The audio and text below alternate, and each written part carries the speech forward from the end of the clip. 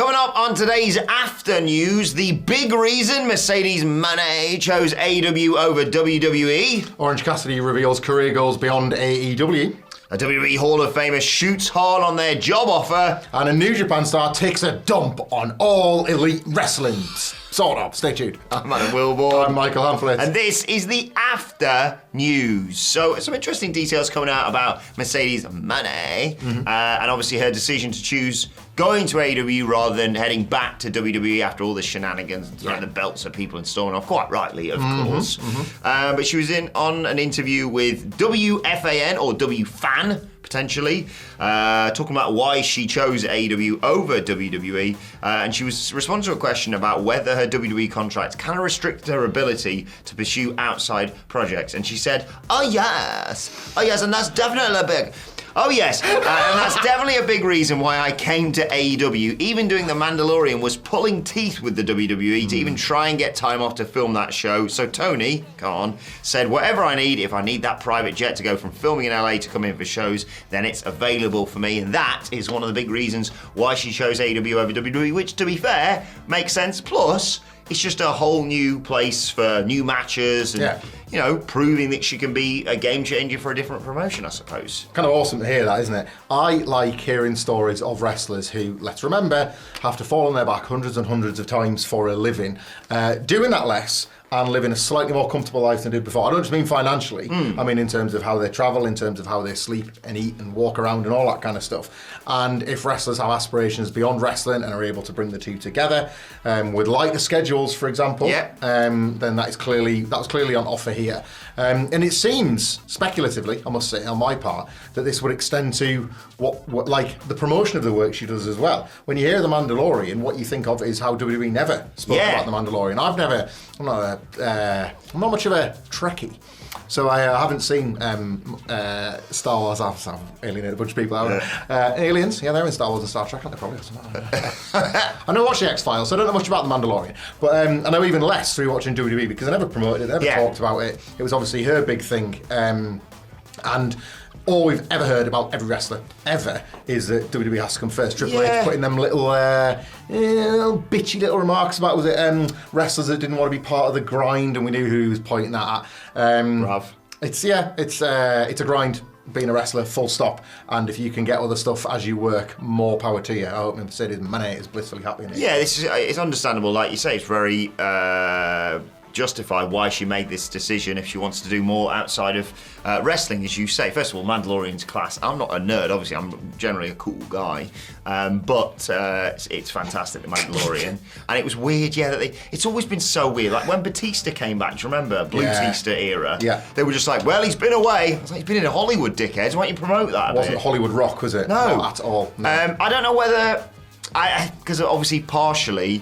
Mercedes or Sasha Banks had her fingers burned with a very recent experience of the company, so that might have affected it as well somewhat. And like you say, still Triple H has that lingering, why are you not... Is this because you can only do the chaperone and stuff like that? Yeah, but like, didn't quite work out, I don't know whether in this new era of WWE, whether that might change slightly. It feels like maybe had Mercedes been deciding between the two companies today rather than a while back, maybe she would have considered a different decision, or maybe she would have at least had the power to say, look, AEW is going to let me do this. If you don't let me do this, then there's no point in me coming back here. But all wrestlers should be allowed to do this. And it just makes sense for the promotion as well. If people are like, who the hell's that? Who's that massive person? Although a wrestler, so you can see what, not necessarily going to be a huge crossover, but it makes sense and it's more exposure because they'll be presumably doing press for the thing they're in as well. Yeah, it's obvious, Wrestlers, we can all agree, I think, as including you guys watching the video, should be free to pursue the opportunities they want to as independent contractors, right? Yeah. Well, that might be why Orange Cassidy has revealed an extremely surprising wrestling goal beyond All Elite Wrestling, and very much like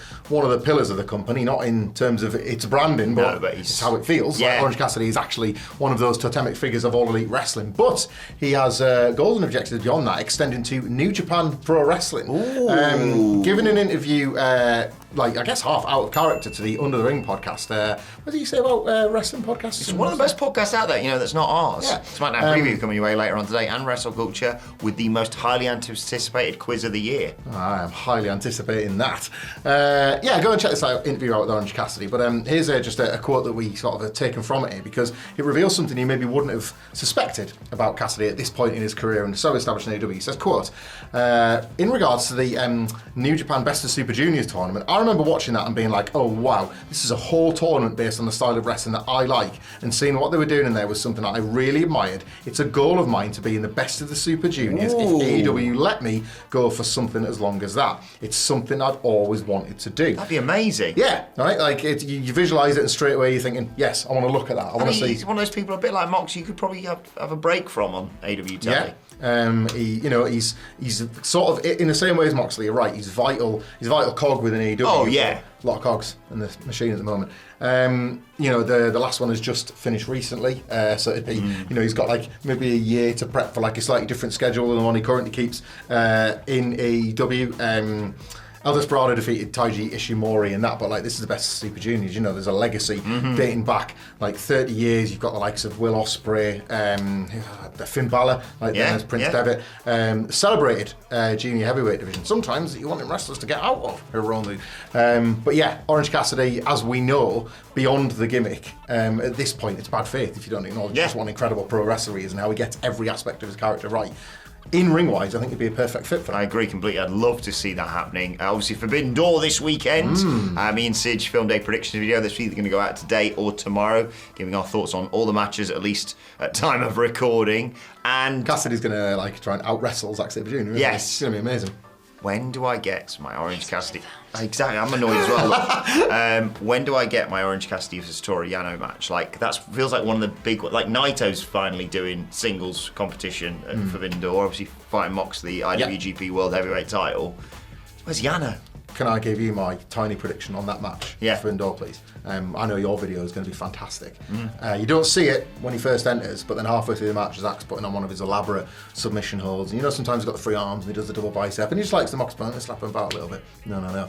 He's sewn in pockets into those little tight trunks he wears, and now he's just going to put one hand in his pocket while he's got Cassidy tied up in his hand in the pocket like that. I like that. Yeah. Really good stuff. There you go. But yeah, we'll keep you posted on it. I hope there's more people going in the opposite, a bit like with the NXT TNA crossover. I hope there's more people going in the opposite direction. Yeah, if routes are available, use them both ways. Because it feels like New Japan could use some of the talent, and AEW's bursting at the seams, as we say every day. Let's move on and talk, not what I was expecting to say today, let's talk about Sergeant Slaughter, guys. This is wild. So, Sergeant Slaughter, you remember him, wrestling legend. Former WWE champion, had his moment in the sun. Iranian fan. Yeah, turned on America for a little bit, former drill sergeant. Values his legacy, shall we say. Yes, and then obviously Army Sturf, Lacey Evans, Cobra Clutch stuff. Shoot Army stuff. Yeah, so Sergeant Slaughter was on Busted Open Radio. I wouldn't have wiped my butt with it. Not what I'm saying about the new Mansfield Town shirt, but instead how he feels about the contract offer that WWE offered to him to basically be the manager of Lacey Evans. He said they wanted him to come in and manage her, but I saw the contract and I said, this is a slap in the face. I should be given $1 billion contract just for what I did for your company. But then you sent me a contract that I wouldn't have wiped my butt with if I was that kind of guy. As a professional, I just called and said, I'm not interested. But if you want me to come up with a little bit more money, allow me to retire from this business, then I'll think about coming back. But until then, I'm not coming back. I love that sort of $1 billion contract. Imagine that. We're talking about, Becky Lynch getting like the biggest ever female contract potentially. Superseded by Sergeant Slaughter's manager's contract. I was such a heel in 1991 that, guys, we had to move from a 100,000 seater venue to a 15,000 seater venue because of the security threat. concerns. I know what you're wondering. How did that 100,000 people all fit into the 15,000? Well, fortunately, only 15,000 people took up the tickets. Phew. What a relief that was. But yeah, where's my $1 billion payday for that? Where's my resids from the Coliseum video sales? You probably do have enough money to give certain people $1 billion contracts, potentially. It is wild that is true, but probably best maybe like run the numbers. Yeah. Look, we always say this about current wrestlers. I guess the same extends to legends as well. Go and get what you feel you're worth. There's absolutely no problem in a sergeant's lot of turning that down. Yeah. It's really funny to me that he gives professionally over the phone and says thank you, but no thank you. It's just always a pleasure to speak to you. And gets on the podcast. Kiss my in the ass, maggot. Yeah. It's funny. I like Slaughter Lacey Evans stuff because it just reminds me of like. It was his daughter, wasn't it, who kicked off with the whole Cobra Clutch thing? Well, she'd serve. I mean, folks, where's the lie? I'm just asking questions. Do you know he's not asking questions but making declarative statements on the Yes, internet? indeed, that's for damn sure. WCPW legend! It's Friday, it's the afternoons. We're going to end on a funny one, on a silly one for you. Amazing. Gabe Kidd has been on. Go on, keep Oh, yeah. Gabe Kidd has been on, not on Dynamite, which of course where he was on Wednesday ahead of this kind of Forbidden Door, and indeed a bunch of New Japan wrestlers working Dynamite as a last minute push. Can him and Roderick Strong coexist? I just don't know, they barely made it through the match on Wednesday. No, where's the answer? But he's been one of the more outspoken wrestlers about John Moxley having an IWGP title, about AEW taking like too much of the relationship between the company. And shall I read the tweet or do you want to foreshadow the tweet with this? Read it and I'll pepper them throughout. With thanks to our editors for this. Gabe Kidd tweeted saying, I took 2 shits at AEW and didn't flush either of them. Fuck! Well, we don't even need you to do that now. Ben Roy Wilbon's on the way.